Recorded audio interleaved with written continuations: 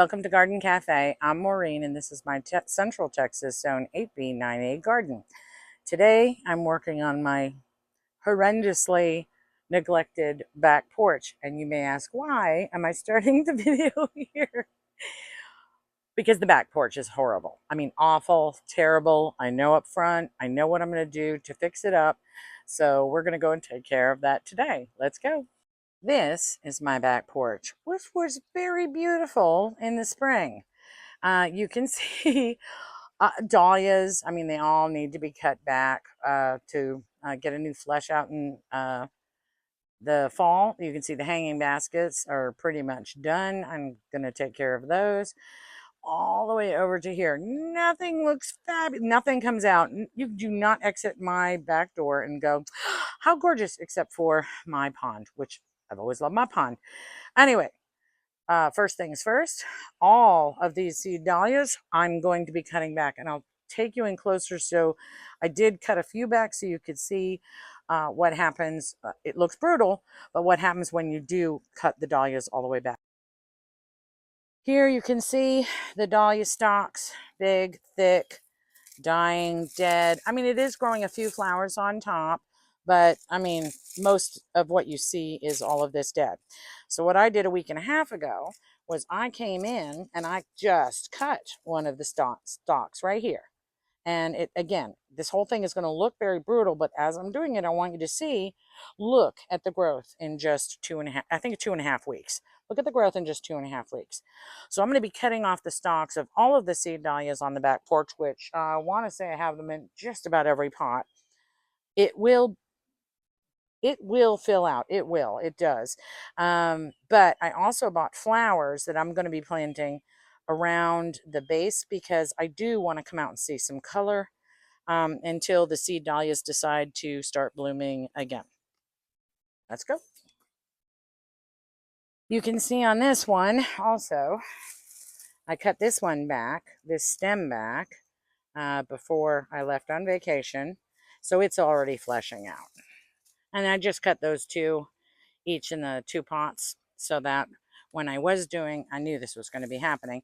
When I was fixing it up, I wanted you to see what happens when you do something as brutal as cutting the stem when there's no leaves, no nothing at the base. It's okay. It will come back. And here,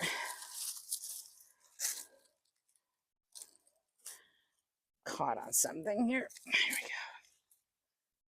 we go. And that one, even though it's got some nice growth at the top, this is what happens. Dahlias in Central Texas, once you hit these hot, sunny times of the year, it just takes so much energy for the plant to send the moisture all the way out to these taller leaves. I'm sure in the Northeast it's probably not as much of a big deal, but here in Central Texas, trust me folks, cut it back. You'll end up with a lower growth habit, and it's clearly a much happier plant. So, all right, let's get this cut.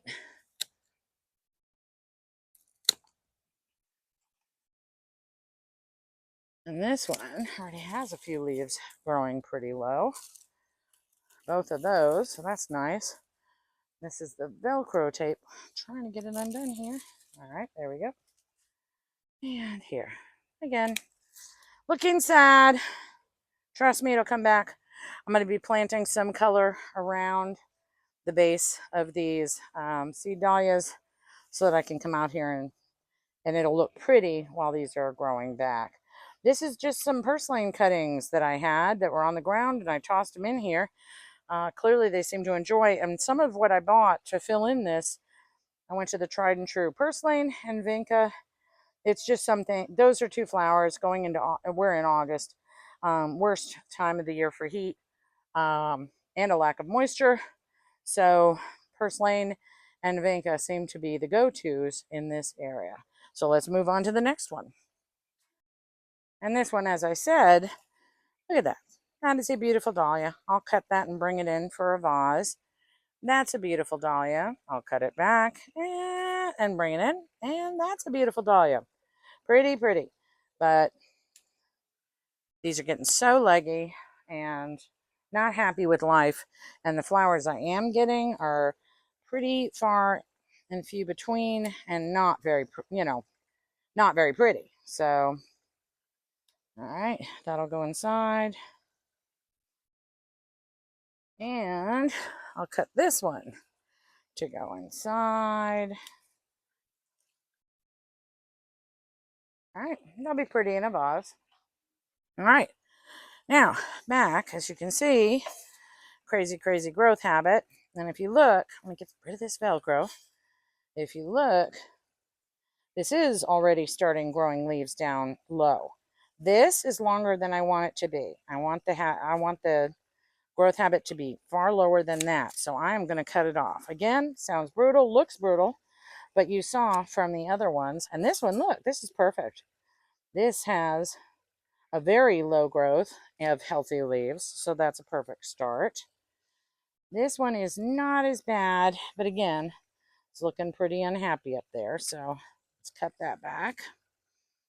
And this, okay. And this one is a perfect example. You can see the stem's coming all the way out.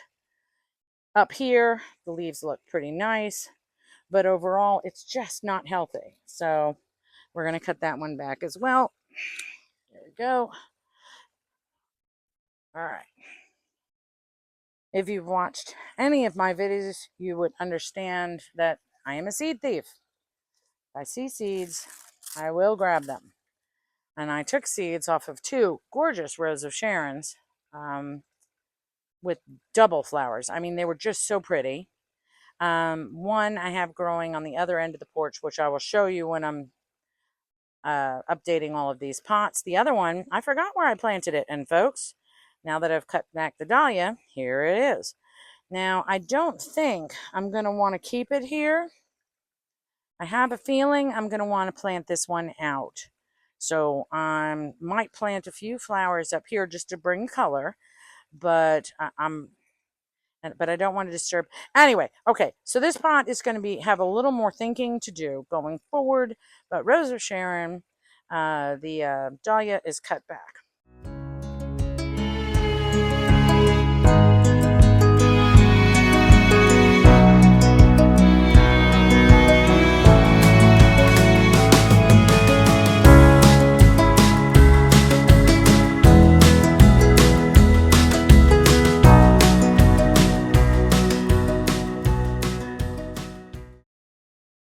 So the dahlias are cut back. Pretty simple.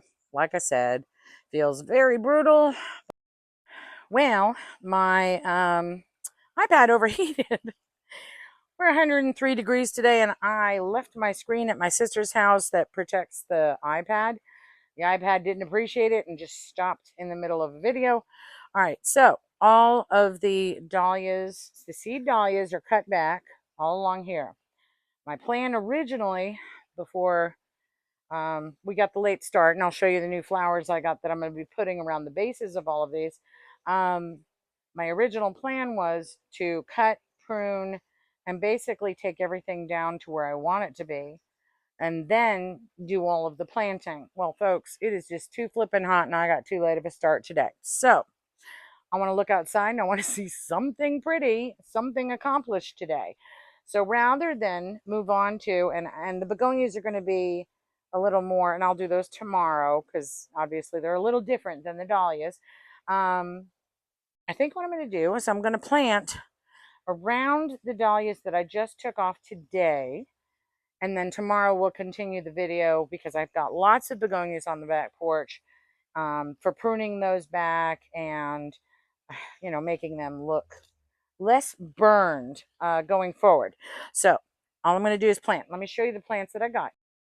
And Central Texas in August, folks, we're pretty limited on what kind of color we can get. Vincas are always a perfect standby, lots of color, lots of beauty. And then the purslane, they always look sad when you move them around, you buy them, you bring them home. But I'm going to show you the purslane just to remind you of what I did in the little well here off of the porch. This is what the purslane does in Central Texas. So much color. It really needs very little care. It does not need a whole bunch of water at all, and it just thrives in the hottest hot heat sun. And it comes in many colors. So I'm going to be using this to underplant the cutback dahlias and the vinca.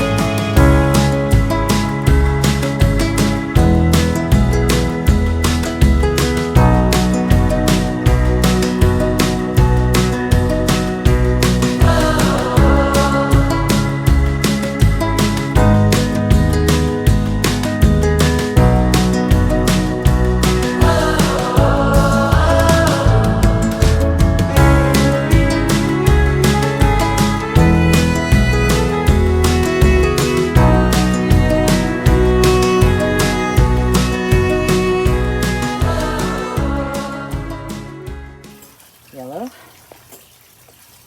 and orange and kind of a dark pink with a yellow throat. All very pretty. And what I'm going to do is I'm going to split these plants in two.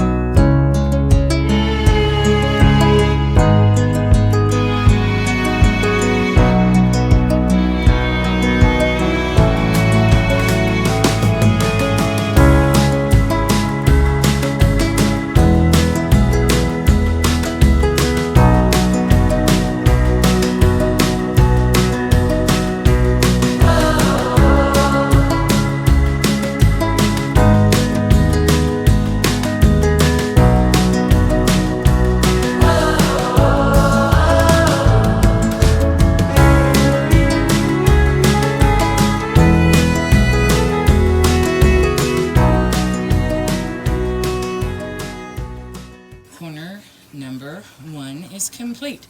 Now, just an FYI, and I'm sure if you've watched any of my past videos, you know so. Purslane always looks desperately sad when you first plant it. Usually 24 hours later, it's perked up, its blooms are opening, so I have no doubt that this will be beautiful tomorrow. All right. So the next step, and again, address the begonias tomorrow. This is a Sweet William that was behind my pond and died. I pulled it out, stuck it on the porch. It was just a pot with dirt, and it all grew back. So I think it likes that spot, so it's welcome to it. The next is this pot right here. So this one, because the hanging baskets are above it, and I'm going to be doing the purslane in the hanging baskets. The two baskets on both sides of this area are going to get vinca. So in this, again, I'm going to loosen the soil, add some soil, add some fertilizer, and then I will plant the vinca in here.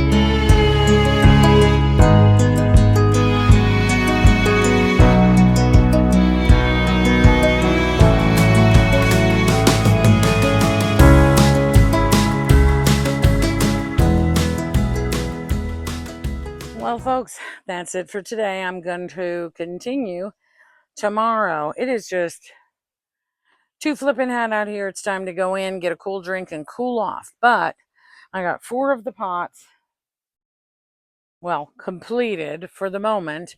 I'll finish up the last few as we continue on this video tomorrow for me. I'm going to be doing all of the begonias, pruning them back, and sprucing them up a bit. And I actually may put something in there with that begonia since it's so sadly, we'll get to that tomorrow. Anyway, that's it for today. And we'll continue in just a second for you tomorrow. All right, so we are here the next day. This is the corner I'm going to take on. This petunia, double petunia, I thought was completely dead. Stuck it on the back porch. It got watered just because everything else around it was getting watered. And look, starting to grow back. So on top of planting some of the purslane in here, I'm going to add some soil and try to give this the best chance to completely revive as possible.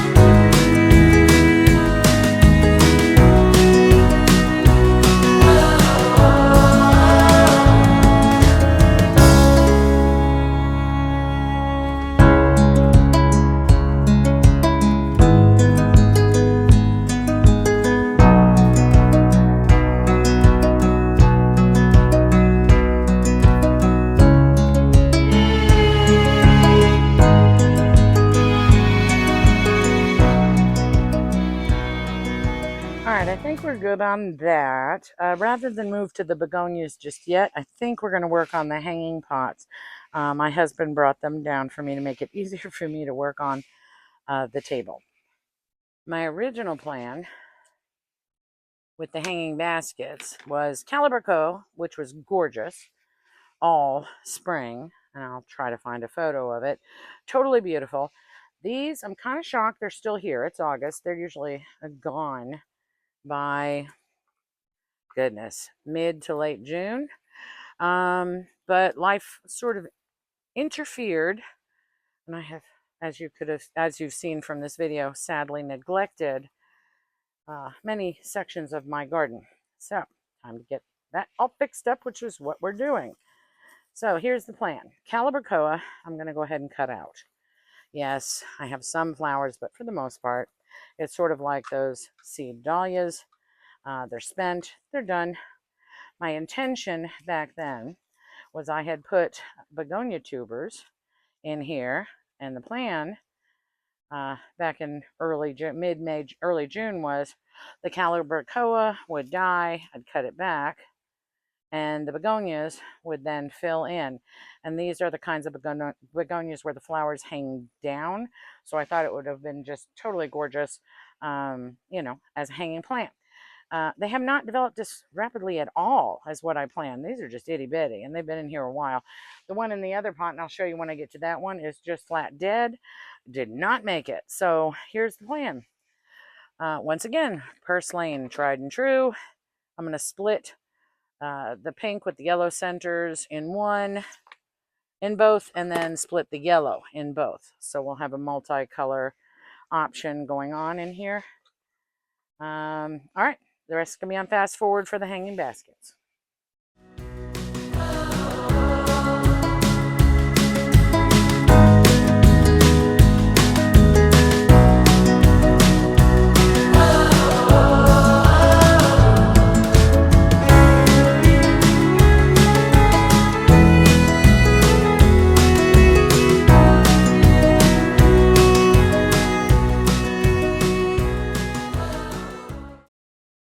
Slight change of plans. This thing is so flippin' root bound. I thought I could just loosen up the soil, add some with fertilizer. No, I'm just going to take it out. Now I probably will break that begonia out of there and put that back, because as I said, I'd sort of like to see that begonia, coming over the top.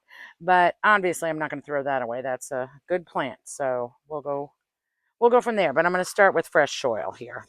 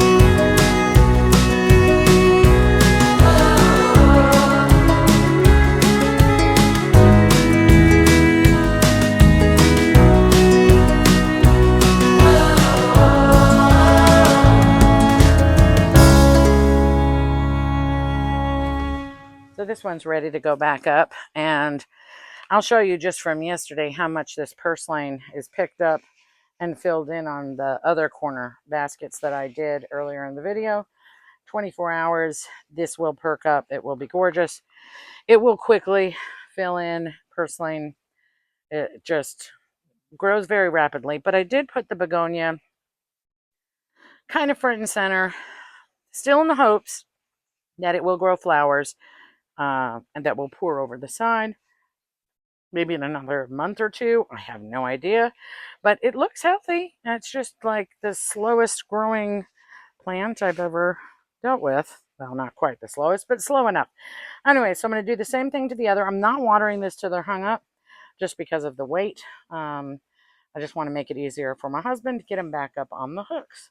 Let's go to the next one. And you can see on this one here, begonia, man, it died. I mean, it got about an inch or two tall, and then that was it. Calibraco, I think, just sucks up a lot of water. And as I said, I neglected my gardens, especially the pots, which you really have to in Central Texas. Pay very close attention to their watering needs. So anyway, all of the stuff is going to get taken out of here, and rather than try to cut back and pull it out, as we discovered with the other pot, I think I'm just going to lift it out. My guess is it's just as root bound as the other one was, and not soil that I will use for the purslane.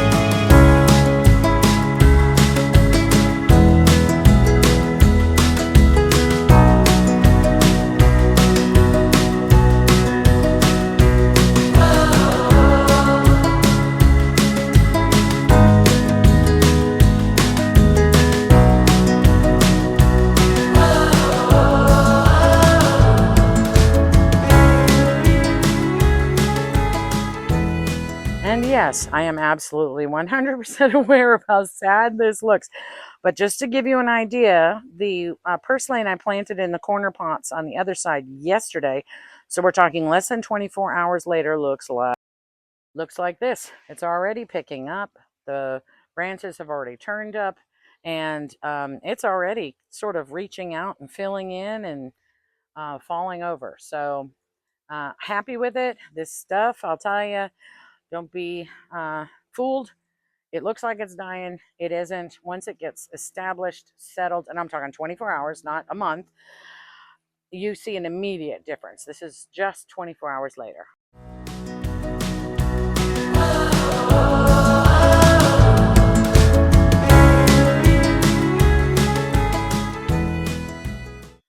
So there are the 2 pots of vincas that we put in yesterday, and even those look so much happier only 24 hours later. Hanging pots, which I understand currently look very sad. I'm going to water them in really well. But I'm going to follow this immediately with what it's going to look like tomorrow, just so you can see how rapidly it revives. These clearly don't provide enough water for Central Texas, but what they do is the water just sort of seeps through here, and it keeps consistent moisture in the soil. So can only help, right?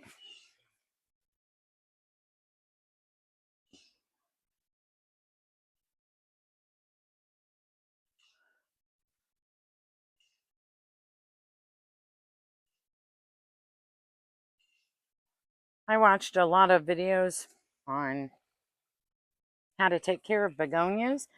Um, they were so pretty all spring, and just like anything else, they're stressed. They are completely done. Not completely, actually. So what I'm going to try is I'm going to try to use some of the pruning tips that I learned off of YouTube to see if it works, or if it could just be too late in the season. But one obviously is to cut away all of the dead branches, dead or damaged. God, a lot of this little tree is trying to grow in here. And as you can see, I mean, some of these smaller, now this one's just about detached, so I'm going to take it out. But as you can see, there are leaves growing down here. So I think I'm just going to cut this one back And apparently what happens is the energy from this section that's been cut off gets diverted back down to the new growth, and we've got some new growth in there, and then it will seal itself off once it's basically taken the fluid and the nutrients out of here. I may also add just a little bit more soil in here and a little of the plant tone fertilizer, and I'm also removing the damaged leaves because I want no energy going to damaged leaves. I'd like it to go back to the plant with the hopes that we will see another beautiful flush of begonias. And I'm going to do this to my other begonias that are bigger than this one. I just thought this one was very clear and easy to see. But I'm going to go ahead and I'm going to add soil and plant tone to this, and then we'll move to the next begonia. The rest will be on fast forward.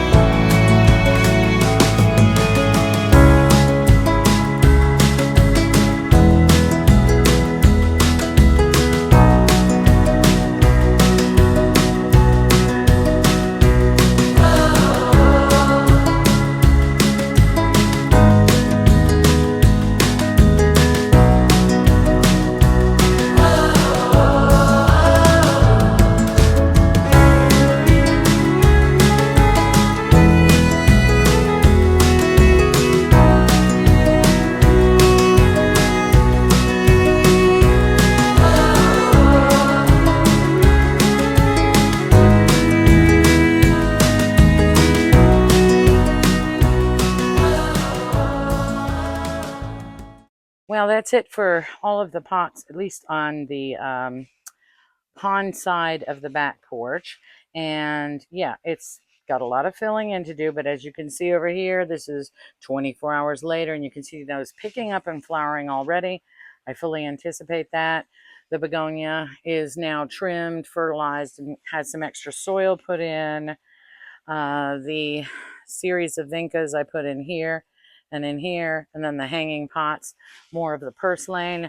Looking sad because they just got transplanted, but fully expect those to perk up by tomorrow. Little baby begonia that was pruned. And then over in that far corner, I moved the rows of Sharon tree that I've been growing from seed out into the yard where I want it to be planted. But again, purslane in that one, and extra soil and fertilizer for the petunias over there.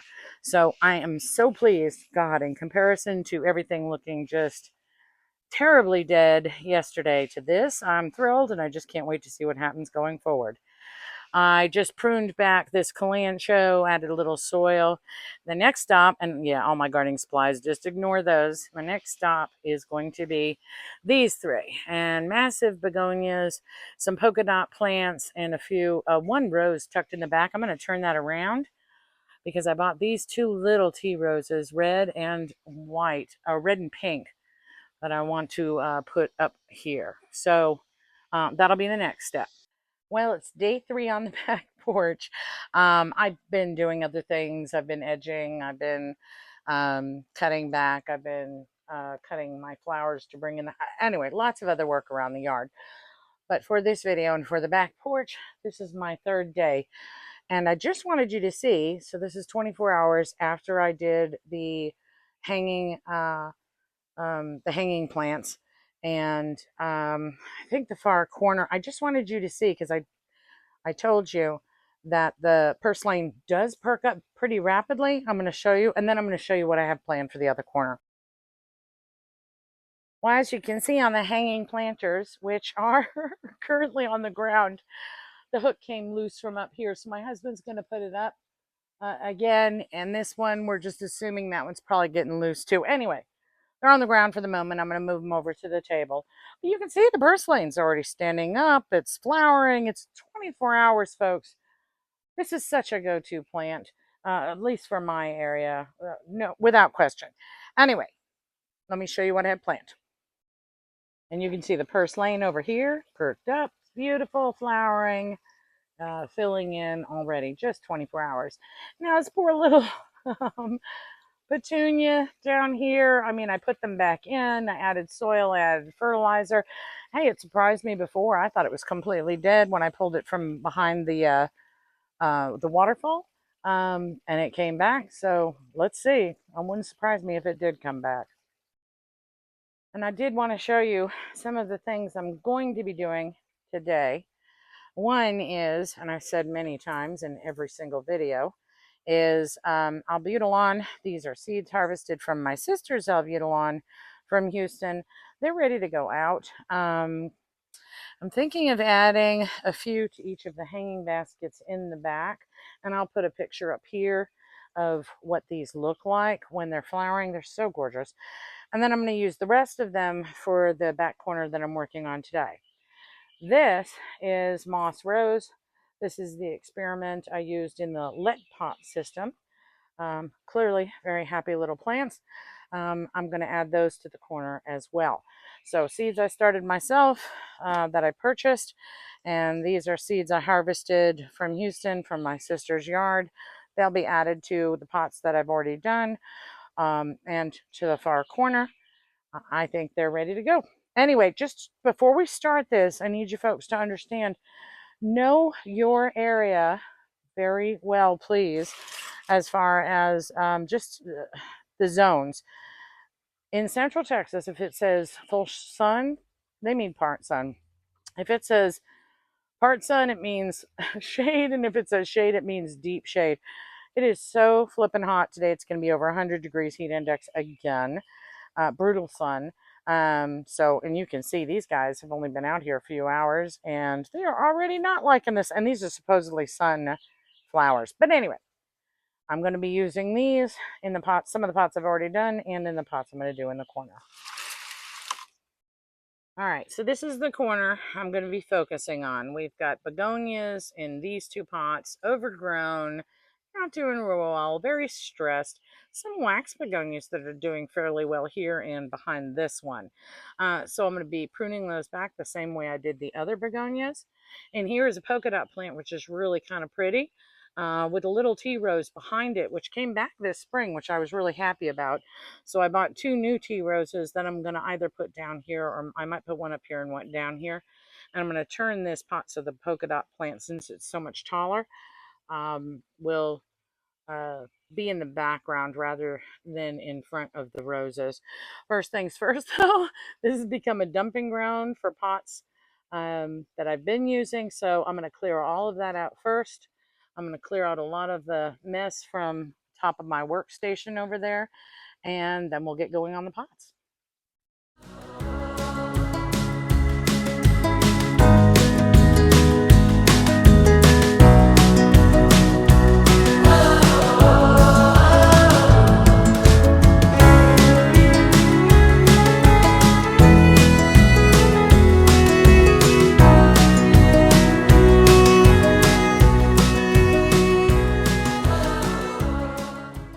Since I'm going to be pruning and planting back here, I'm not going to bother hosing all of this off until after I'm finished. So now it's up to, let's get to work on the pots, the fun stuff.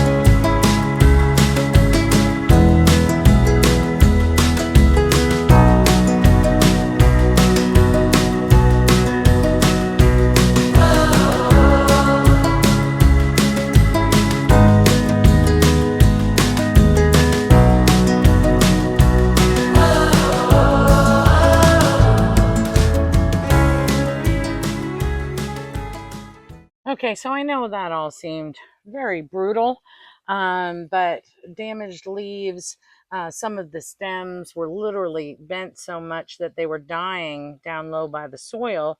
And I don't know how they were getting any of the energy up to the leaves, but it was. So, and a lot of these that I cut back, there were already very small leaves down at the base. So I believe those will come back. But just to show you what I plan on doing here.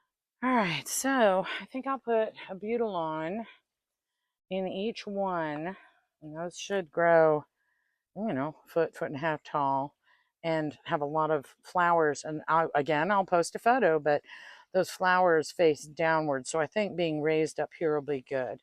As far as down here, I'm really debating just putting both the pink and the red roses in here and making this kind of the tea rose, and then sticking with the albutilon. And this is the moss rose, which grows shorter flowers.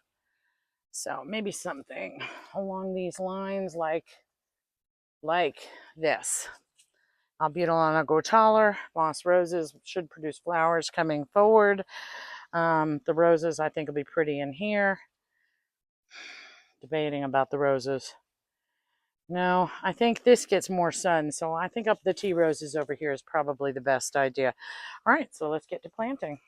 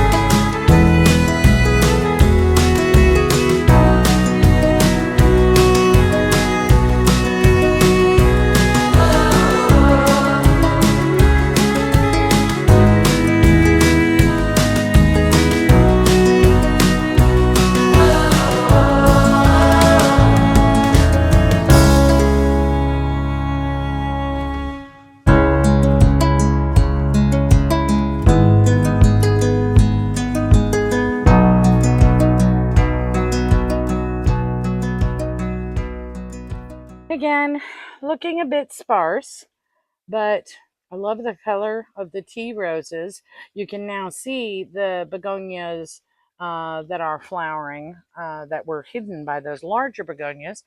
I did give the larger begonias a second chance. There's several small leaves at the base of where I cut. And these moss rose and albutilon, I think, will fill in very rapidly. I'm happy with this. So now it's just going to be cleanup. My husband is hanging up the hooks, yay. And as I said, I'm going to add some albutilon to each of the hanging baskets. I'll put that on fast forward.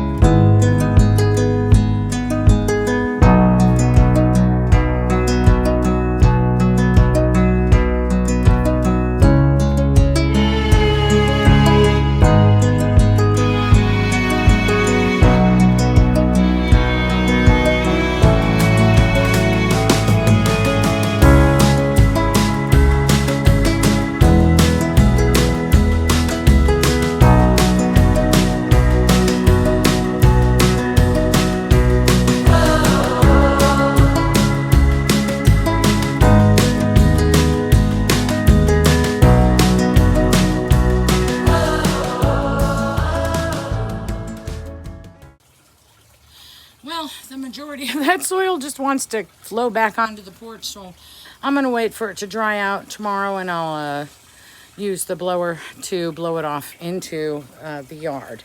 And then I'll come back with the jet, whatever you call it, the water jet thing that will clean the porch. But I am truly happy with my 3 columns in the corner at this point in time.